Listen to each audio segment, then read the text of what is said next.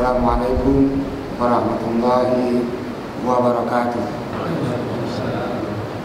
Innal hamdalillah alladzi amarna bi iqamatil jumu'ah faqad man aqamaha faqad aqamat din wa man tarakaha faqad hadamat din.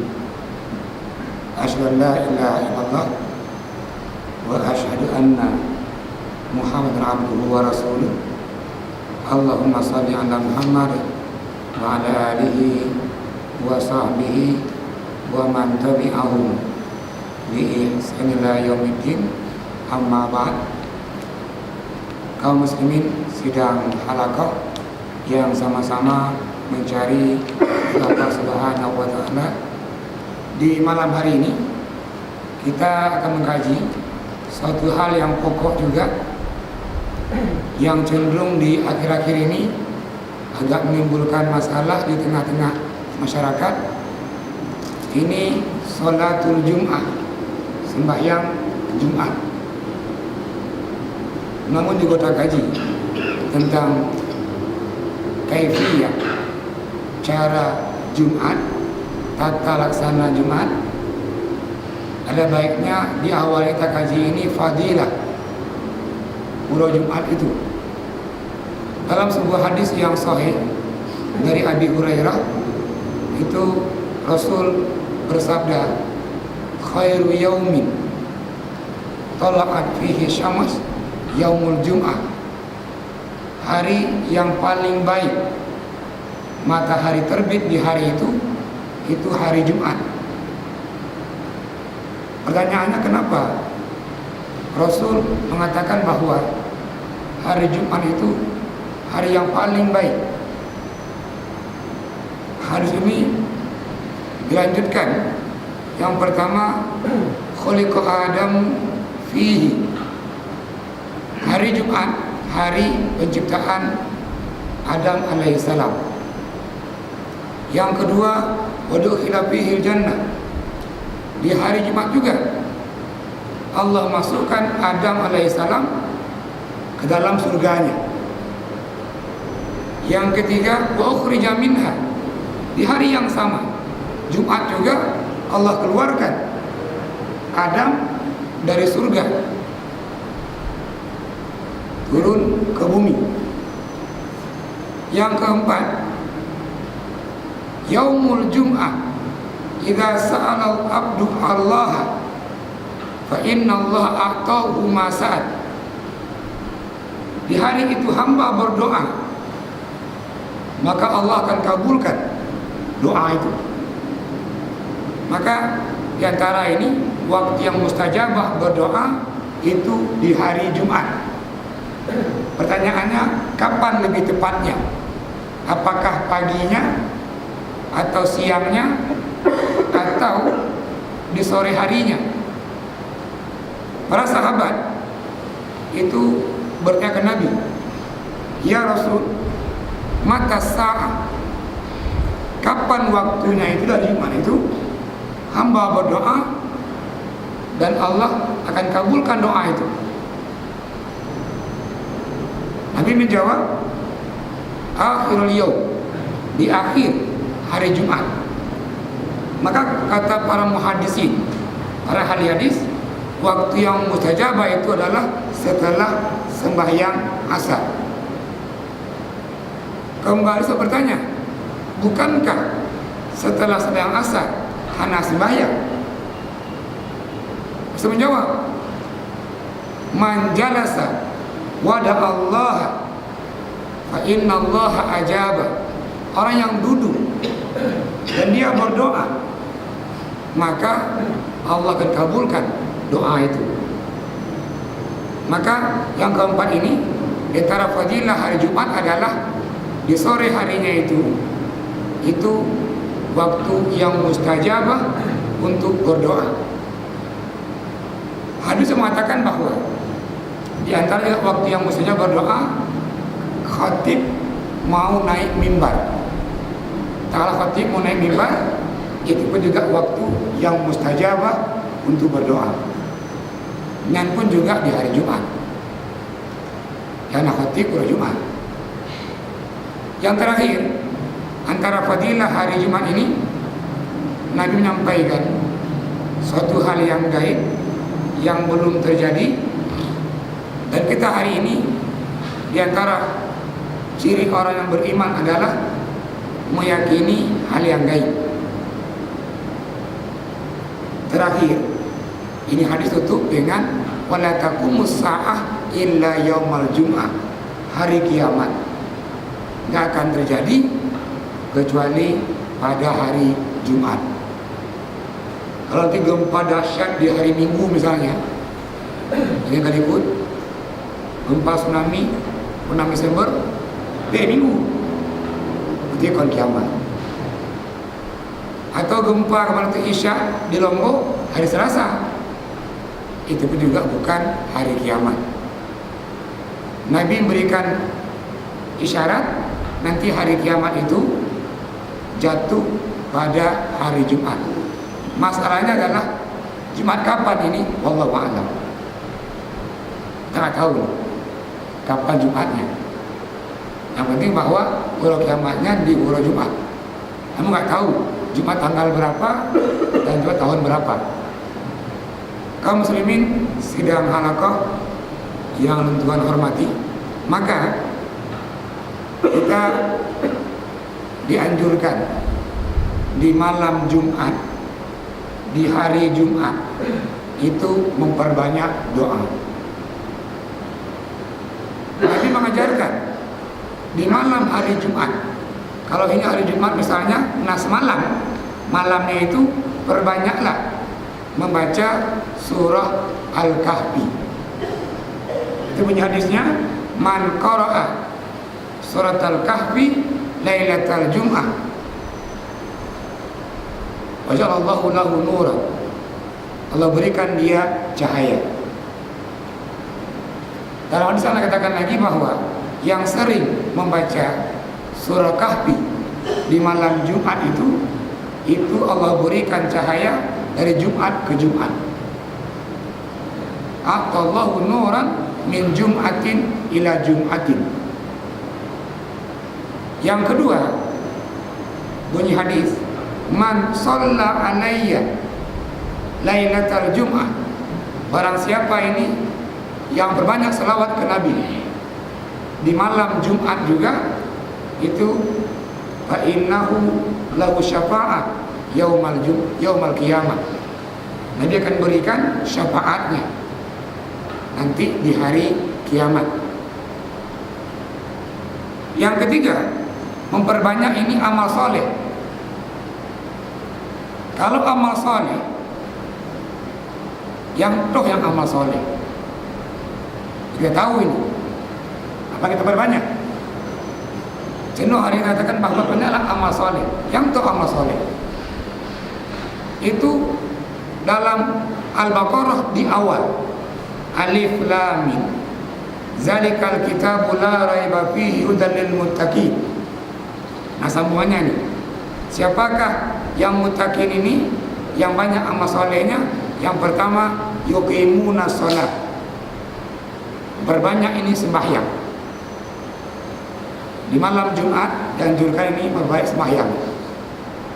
Setelah Isya sambung lagi dengan sembahyang, baik tahajud, dan lagi ikut bahwa tahajud bagi Nabi itu wajib, kita sunat. Makna bahwa Nabi nggak pernah meninggalkan tahajud karena wajib bagi Nabi.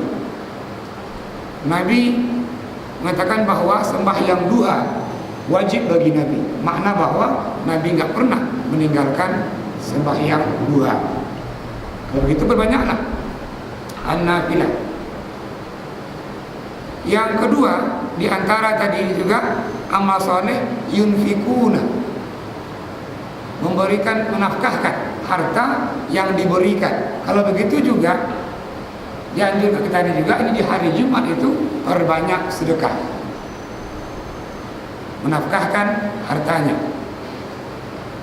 Terus bima unzila ilaihim, apa ini? Diturunkan Al-Quran. Nah amal soleh yang ketiga ini perbanyak membaca Al-Quran.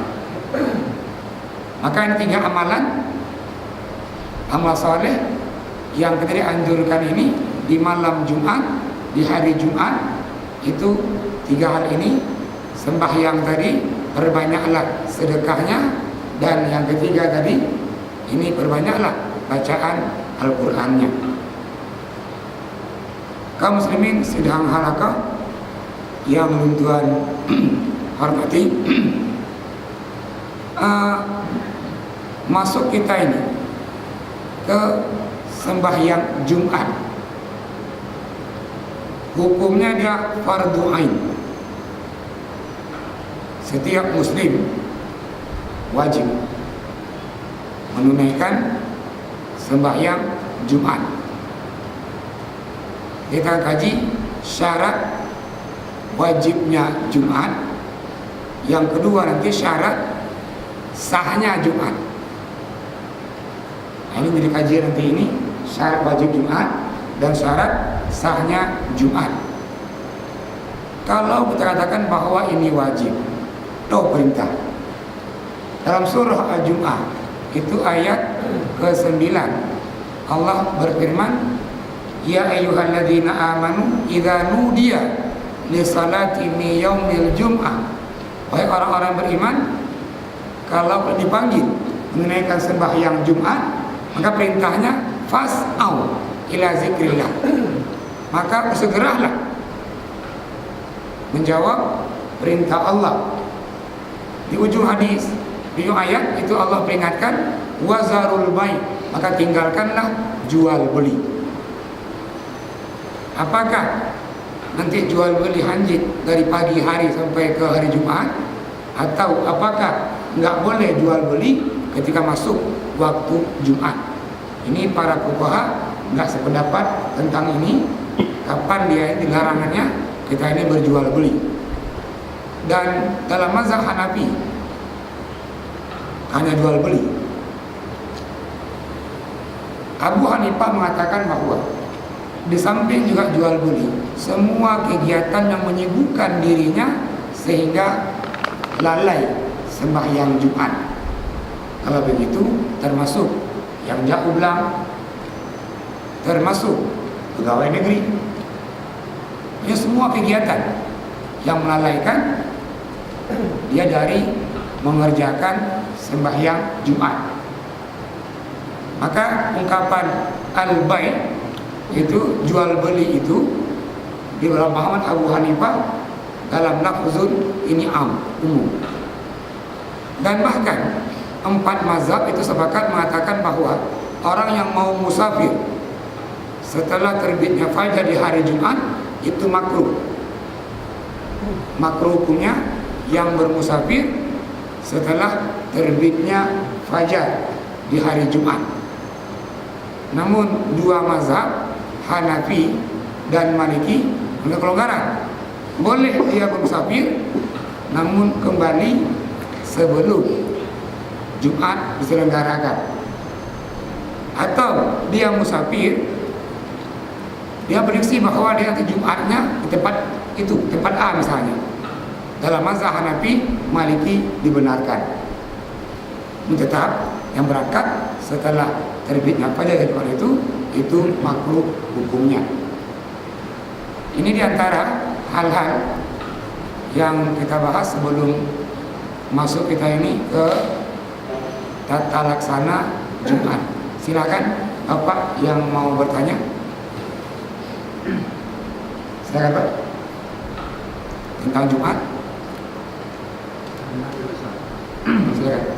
Yang meninggal malam Jumat di malam Jumat, soalan kubur Jumat. Iya.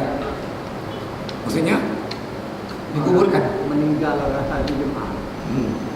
Soalan kubur yang pegang di Bandung, di persoalan kubur. Yang pegang hari Jumat ada siapa yang meninggal? Iya. Terima kasih pertanyaannya. Ini ketika orang meninggal di hari Jumat, apakah kemuliaannya? Ya, hadis menjelaskan bahwa orang yang meninggal di hari Jumat itu Allah akan menjaganya. Dan juga dikatakan lagi bahwa dalam hadis itu orang itu akan lepas dari pertanyaan di alam kubur. Namun setelah dikaji hadis itu, ini dengan sanad yang dhaif, yang lemah. Yang jelas bahwa soal kuburi hakun. Seorang hamba meninggal dunia, di alam kubur Allah pasti tanya. Itu pasti. Orang meninggal di malam Jumat, hari malam mulia, dalam hadis yang lemah dikatakan bahwa dia tidak ditanya di alam kubur. Banyak yang mengatakan bahwa soal kuburi hakun, pertanyaan di kubur itu pasti. Kalau begitu, seakan-akan dua hadis ini bertentangan. Namun kajian tadi, setelah dikaji hadis as-su'al fil kubri ini bagi yang meninggal, itu dia hadis yang lemah. Namun kapan kita menguburkannya? Nabi melarang 3 waktu kita menguburkan jenazah. Yang pertama setelah sembahyang subuh. Di waktu dilarang kita menguburkan jenazah. Yang kedua ketika matahari pas di atas kepala, itu ubun-ubun. Yang ketiga, waktu larang ini, larang kita menguburkan jenazah setelah sembahyang asar. Punya hadisnya, nahana Rasul an salasi awqatin as-salatu wa dafnul mayyit. Kata Abi Hurairah, hadisnya ini, Nabi melarang kita 3 waktu sembahyang sunat dan sekaligus menguburkan jenazah. Itulah waktunya. Seandainya ini meninggal di pagi hari Jumat, kalau dikuburkan sebelum Jumat mungkin merepotkan, takut telat Jumatnya, kita ambil waktu setelah Jumat. Ini kan lebih cepat, menghindari tadi yang sampai menguburkan ini terlambat Jumatnya. Kenapa? Menguburkan jenazah nggak termasuk uzur. Uzur keringanan membolehkan dia ini tidak sembahyang Jumat. Jadi terima kasih banyak. Yang lain silakan yang mau bertanya. Ya. Kalau tidak, sambung lagi ini. Ini perintah man tajibu alaihil jum'ah. Siapa yang wajib? Perintahnya ini untuk sembahyang Jumat. Ini bunyi ayat, ya ayyuhalladzina amanu idza nudiya min yaumil jum'ah. Wahai orang-orang beriman, kalau dipanggil untuk sembahyang Jumat, apakah semuanya? Guru agam, guru beriman, guru inom beriman jin, yang tua, yang muda beriman. Maka perintah ini tajibul jum'ah ala kulli mukallaf balik. Pertama dibalik. Kalau begitu Jumat enggak wajib bagi mumayyiz, enggak wajib juga bagi anak-anak. Yang kedua ini akil, orang yang berakal. Jadi kalau begitu Jumat enggak wajib bagi guru umum. Yang ketiga hurrin, orang yang merdeka. Barakan nauru, yang belum merdeka. Ini hanali, ini merdeka ini. Jadi mungkin guru yang paham baru. Yang ini kan merdeka ini. Seterusnya zakarin. Perintah ini berlaku bagi guru agama. Terus muqimin ghairu musafir, orang yang mukim, walau dia bukan musafir, lawannya ini, lawan mukim, musafir. Terus selanjutnya bila maradin, yang tak sakit. Nampak ini, yang boleh enggak Jumat musafir, yang sakit, perempuan. Ini enggak berlaku Jumat bagi yang sakit, yang mungkin kan dia ke masjid itu Jumat, atau musafir, atau ketiga ini perempuan, yang keempat anak-anak. Nah, kapan Jumat ini diperintahkan? Jumat diperintahkan itu sebelum hijrah. Yogoh Nabi hijrah dari Mekah ke Madinah, sembahyang Jumat kami diperintahkan. Namun Nabi gak memungkinkan mengerjakan sembahyang Jumat itu di Mekah. Namun Nabi mengajarkan seorang sahabat, Mus'ab bin Umair. Maka Mus'ab bin Umair mengajarkan kabilah dari Madinah, dari Yathrib, itu sembahyang Jumat. Maka Jumat yang pertama dikerjakan di bawah pimpinan As'ad bin Bararah, nama sahabat dari Bani Bayyadah di pinggir kota Madinah. Nah, ini nama sahabatnya itu dia As'ad bin Bararah. Nah, As'ad ini yang mengajarkan adalah Mus'ab bin Umair. Mus'ab diajarkan oleh Nabi. Setelah mengajarkan dari Mus'ab bin Umair, Mus'ab mengajarkan As'ad bin Bararah.